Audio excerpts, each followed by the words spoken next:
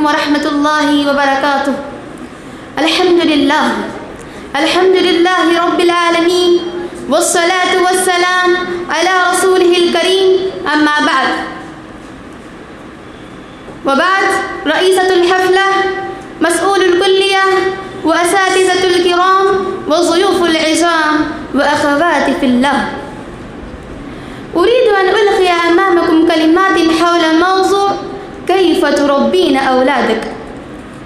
أيها المسلمات، عين الإسلام الأصول والقواعد لهداية طبقات المجتمع، فمن الأصول والقواعد تربية الأولاد، لأن الأولاد وداعي القوم وأئمة المستقبل وقواد الأمة، والأولاد قرة العيون، وتربيتهم الصحيحة سبب العزة، وكذلك تربيتهم السيئة سبب الفضح للوالدين. وللتربية الصحيحة يجب على الرجل أن يختار المرأة الصالحة، لأن الزوجة الصالحة تربي الأولاد على منهج الإسلام. ولذلك جاء في الحديث عن أبي هريرة رضي الله عنه عن النبي صلى الله عليه وسلم قال: تنكح المرأة لأربع: لمالها، ولحسبها، ولجمالها، ولدينها، فاصفر بذات الدين تربت يداك. رواه البخاري. لأن الأولاد الصالحين صدقة جارية للوالدين، لو اكتسلوا في تربيتهم وحرموا الأولاد تربية الإسلام لفضحوا عند الله يوم القيامة.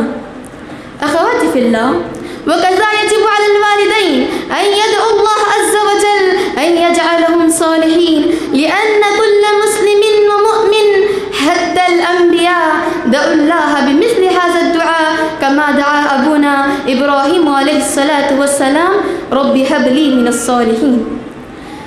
وبعد، فكيف يمكنكم أن تربوا أولادكم تربية روحانية؟ من أهمها: أولا، يجب على الوالدين بعد الولادة أن يسموا أولادهم بالأسماء الحسنى، لأن الأسماء تؤثر على المسمى.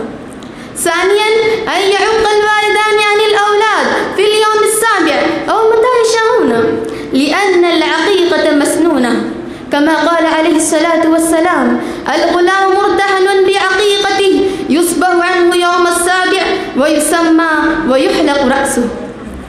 ثالثا، واجب على الأم أن تعلم الأولاد علم التوحيد وأسماء الخالق والمالك وأخلاق الحميدة.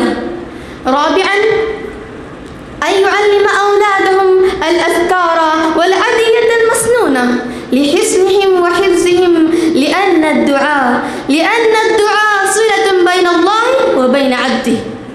خامسا، واجب على الوالدين أن يراقبوا الأولاد من يتصحبونه ومن يلعبون معه، لأن الأولاد الصالحين ربما يفسدون بالأصدقاء السوء، ولأن الأولاد يؤثرون بالأصدقاء تأثيرا كبيرا.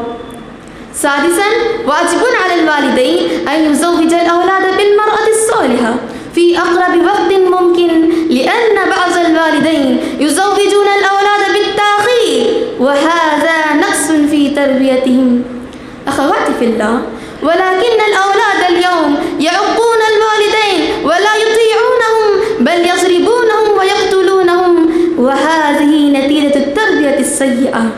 ولأن من يربون الأولاد على منهج الإسلام تربية صحيحة فيحصلون ثمرة تربيتهم إن شاء الله. أخيرا، أدعو الله عز وجل أن يوفق أمهات المسلمين أن يربين أولادهن على منهج الإسلام تربية صحيحة. ربنا هب لنا من أزواجنا وذرياتنا قرة أعين واجعلنا للمتقين إماما. آمين. والسلام عليكم ورحمة الله وبركاته.